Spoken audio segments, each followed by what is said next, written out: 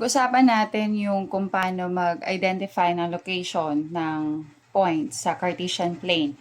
Pero before yon, ang gawin natin, review lang tayo, ano yung parts ng rectangular coordinate system. So that mas madali sa atin ma-identify yung location ng isang point even without a Cartesian plane itself. Okay. So, ito yung ating X and Y axis. Tapos, ito yung 4 regions na na-divide nung axis na to. So, this is our quadrant 1. This is our quadrant 2. Quadrant 3. Q na lang. And then, quadrant 4. Okay, we use Roman numerals to avoid confusion kasi sa data. So, it is advisable na Roman numerals ang gagamitin natin. And then, it is counterclockwise. Okay, counterclockwise ang ating pag-identify ng quadrants. Sa number line, nung grade 7 kayo, yung horizontal line, ito yung x-axis nga. And then, dito yung 0. Sa gitna, yung 0. And then, dito sa left side, papunta sa negative infinity. And then, dito, sa right side, papunta sa positive infinity. Since a Cartesian plane is composed of two perpendicular lines, so kailangan natin ng y-axis, no? Okay, so ito naman, pag sa taas, this is to positive infinity. Continuous yan kasi may arrowhead. And then dito, to negative infinity. Okay, so ngayon, identify natin yung signs ng coordinates ng isang point. Ito yung isang quadrant. Okay, this is the quadrant 1. Ano yung signs niya? X lagi ang una natin tinitingnan, x coordinate. So, ibig sabihin, kung x yung titingnan muna natin, positive yon. So, ang signs ng order ng coordinates na sa quadrant 1 is positive and then yung y is positive also.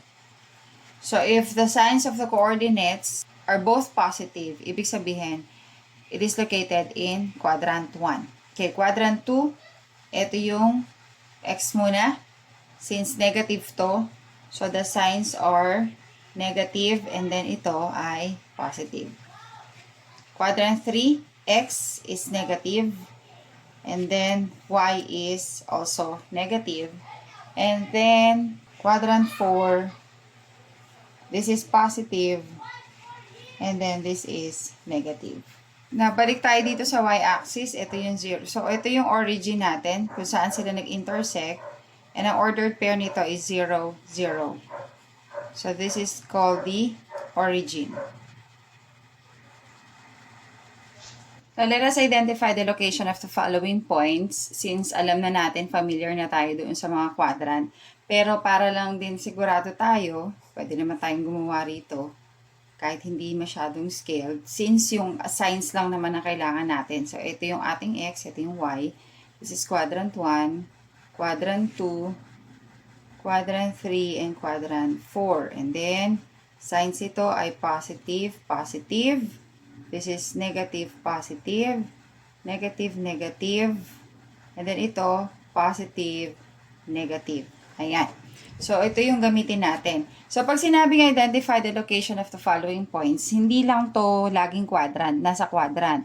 Pwede kasing nasa axis din or pwedeng nasa origin. So, yun yung possible location ng points, okay, sa Cartesian plane.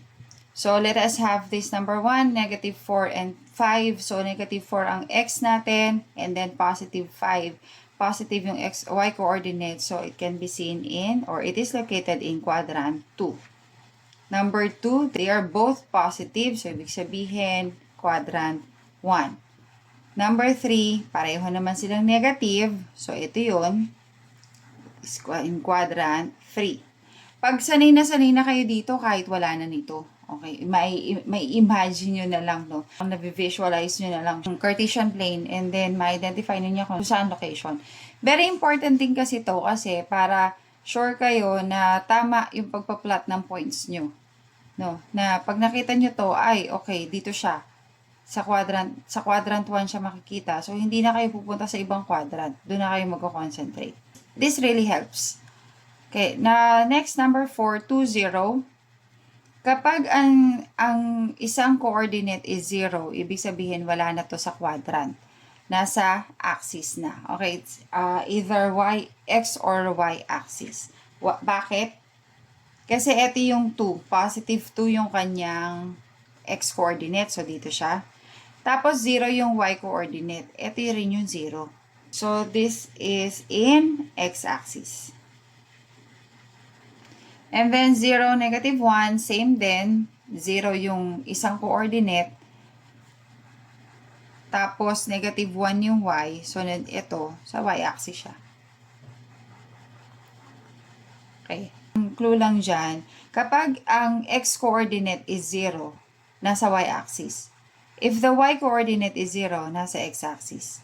Basta isa sa kanila ay 0, nasa axis na agad. Kalimutan nyo na muna yung quadrants. Nasa axis siya.